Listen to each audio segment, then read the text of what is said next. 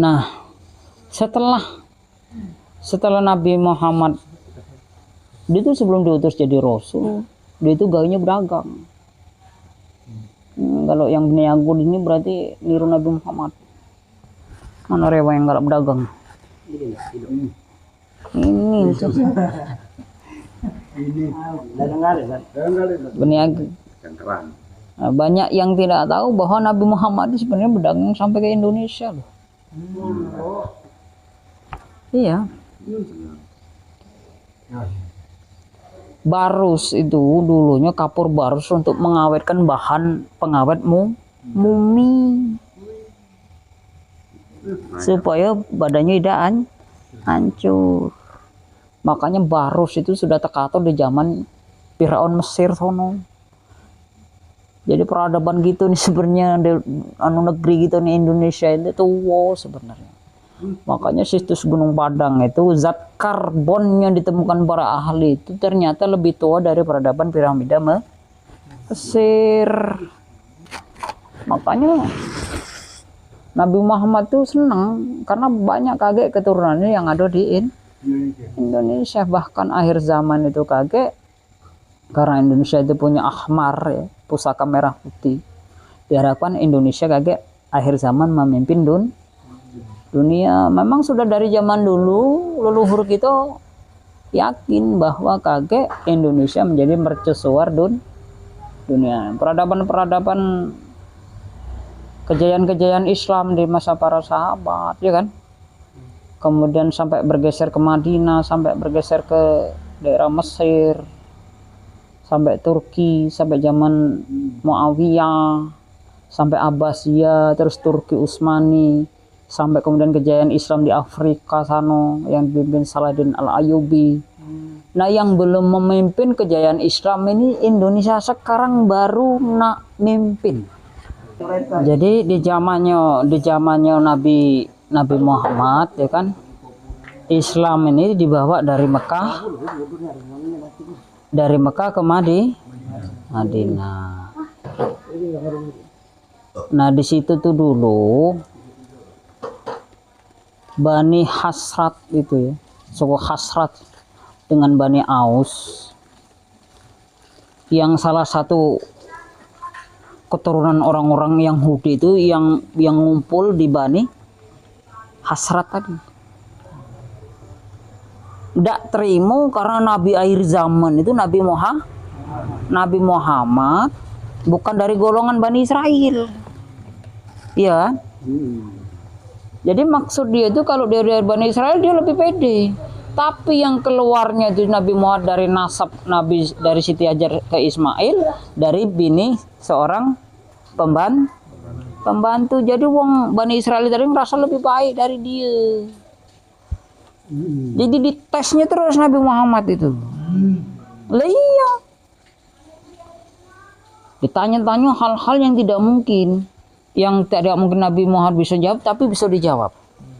Karena seluruh sebagian besar ayat Al-Quran itu kan pasti pertanyaan orang-orang Yahudi, orang-orang Nasrani nak nyoal ke Nabi Muhammad. Kalau emang kau Nabi pasti kau bisa jawab. Kan itu ceritanya. Itulah ngapa sampai kemudian ditanya kalau memang kau benar-benar seorang Nabi. Dulu Ka'bah itu cuma bentuk batu baik. Segi 4 itu taruhlah itu kan.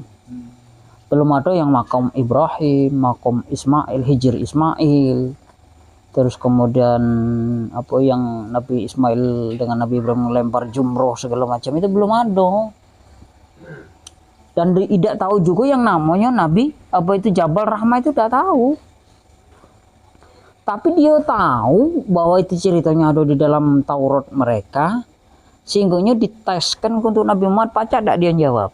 Karena dia cuma tahu ada yang namanya Hijr Ismail, ada nama kaum Ibrahim, namanya Jabal Rahmah, tapi tidak tahu tempat posisinya itu tidak tahu. Cuma tahu ada kabarnya itu di dalam Al-Quran, di dalam Taurat Injil mereka. Sampai kemudian pening Nabi Muhammad itu diajak Isra wal Mi'raj. Tujuannya bahwa supaya temu dengan Nabi Isa. Iya.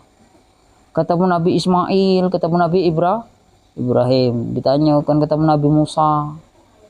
Gimana nih ujinya umat kamu di bawah itu orang Yahudi itu orang pecah petakuan terus kebekoman kan bertanya terus ya no yang musanya singonya susah jawabnya. Hai kau jangan perlu susah-susah umatku itu memang itu nian. Ndak usah ke kawaku bae. Ujinya ndak perlu dianu. Lah dinyuk makanan dari surga masih dak galak makan nak minta bawang. Iya di dalam Al-Qur'an itu kan. Manna wasalwa. Kalau memang kau nabi nih aku minta hidangan dari surga, diturunkan nih daging burung dari surga. Kurangnya, memang kau nabi nih aku minta makanan bawang. Kalau memang nak makan bawang tak perlu dari surga, beli baik ke pasar. Nah itu di soalnya terus singgung aku, lagi nemen ditanya, lagi kau. Yang itu ceritanya tuh. Sampai kemudian bertemulah dengan Nabi Ismail ditanya. Ya itu kan lama ketemu Nabi Musa itu omong-omongan. Langit ini ketemu Nabi Ismail ditanya ketemu Nabi Ibrahim. Di mana nih Mbak Ibrahim ini? Iya Ibrahim ya. Tempat kamu bangun Ka'bah pada waktu itu. Kau tuh di sebelah kiri belah itu nah. Kau udah usah susah jawaban wong itu tuh. Belah situ nah tunjuk nah belah itu nah itu. Isra Mi'raj kemudian dia ditandoinya. Apa itu ditanya dulu ketemu Nabi Ismail di mana nih yang nama Hijir Ismail itu Mbak Ismail tanya deh itu Nabi Ismail dinjuk tahu sebelah sini. Nah ada pula orang Yahudi orang Nasrani nanya di mana jambal tempat ketemunya Nabi Adam dengan Siti Hawa. Tanya deh dengan Mbah Adam sana ketemu di langit berapa ketemu Nabi Adam di mana nih Mbah aja kau tuh yang iya lepas wong sini gede ya gede Adam iya mana tuh kamu ketemu dengan gede betina Hawa tuh sehingga wong di bawah itu nanya terus sudah nak tes aku nak nitik aku tuh cek sampai kemudian turun dinjuk tahu bahwa Jabal Rahmah tempat Nabi Adam dengan Siti Hawa itu bertemu itu di situ di Jabal Rahmah itu semuanya itu dinjuk tanda. Nah makanya memang dari dulunya secara fitrah ini kita nih kalau sedulur tua dengan yang muda galak-galak irian kan. Yang suka ribut masalah tare itu pastilah berdulur ya dak. Iya kan? Kalau tidak berdulur bertetangga kan. Tare kebun memang itulah sering kita sengketa itu kan kalau tidak ada dengan dulur dengan tetangga kan. Nah dari dulu memang ladunian tuh selalu ribut masalah tare. Ka'bah itu ya tare tanda wae sebenarnya. Pertama kali diturunkan Nabi Adam turunnya di situ sampai kemudian menjadi titik pusat bumi. Ya, diikuti matahari yang beredar mengirisi segala macam planet-planet dengan sistem tata surya itu. Lurus ke sana rupanya. Nah, aslinya itu. Kemudian isinya Al-Qur'an itu sebenarnya kalau menjawab pertanyaan-pertanyaan Bani Israel dengan suku-suku yang lainnya itu sih sebenarnya rata-rata ahli kitab. Jadi isinya Al-Qur'an itu jawaban atas pertanyaan seluruh orang-orang Yahudi Nasrani dan salah satu hukum-hukumnya di dalam Al-Qur'an hukum pernikahan, hukum tata negara, hukum syariat namanya segala macam itu. Kemudian isinya cuma antara Allah dengan hamba yang dimaksudkan Muhammad sallallahu alaihi wasallam. Ya itu Al-Qur'an. Biar kamu baca 30 juz lah iya isinya itu. Tidak percaya tanya baik dalam Al-Qur'an yang surat paling pendek. Kul kalau yang bahasa pesantrennya itu pilamar itu katakan kepada siapa orang-orang Yahudi orang-orang Nasrani itu yang meyakini Tuhan itu beranak segala macam. Kan Nabi Isa itu dianggap Tuhan ya kan oleh orang-orang Nasrani kan. Katakan kepada ahli kitab bahwa aku ini Allahu Samad. Yang dikongkon ngatakan cuma Nabi Muhammad. Berarti antara Allah dengan hamba itu baik. Nah sekarang yang perlu kita garis bawahi makmano jadi hamba yang sebenarnya tadi. Kita kan galak-galak di masjid dari hamba Allah sumbangan sekian. Aku tuh pengen tahu yang namanya hamba Allah tuh. Tunjuk gerainya aku nanya lagi. Iya. Yang jelas-jelas hamba Allah di dalam Al-Qur'an cuma Nabi Muhammad kan. Abdihi laila minal masjidil haram ilal masjidil aqsa seperti itu kan. Yang memperjalankan hambanya pada malam hari, iya kan? Ini cuma Nabi Muhammad yang lain-lain nabi-nabi yang lain lah. Nabi Musa sekarang termasuk hamba-hamba yang lain, Nabi Ibrahim, Nabi ini semuanya.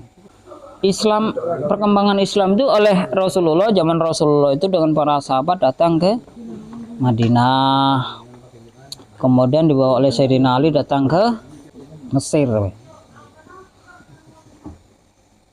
sampai kemudian terakhir itu cucu-cucunya Nabi Muhammad itu terbunuh di padang Karbala.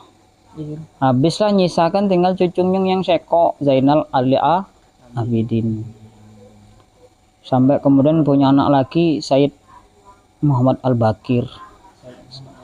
Kemudian Said Ja'far Shadiq yang pengarang kitab Piki-Piki Sunnah yang disatukan antara Piki-Pikinya Syafi'i, Malik, kemudian yang terakhir Imam Ja'far Shadiq tadi.